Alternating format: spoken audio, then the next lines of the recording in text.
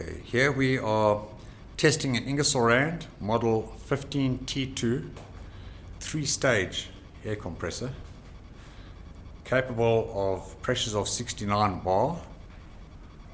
We are going to run it up to 30 bar, and then we are going to allow it to get up to 55 bar into our heavy-duty test tank in order to test that safety valve to make sure it blows off.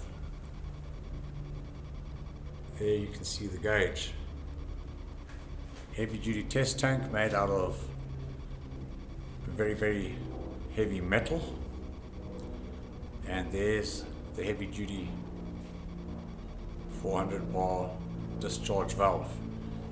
This is our starting gear, where we have the capability of reversing rotation, and we are able to run it through a star delta starter. It has star delta and DOL functionality.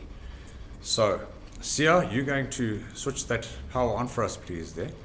So Sia is going to turn the rotation into that direction. Right.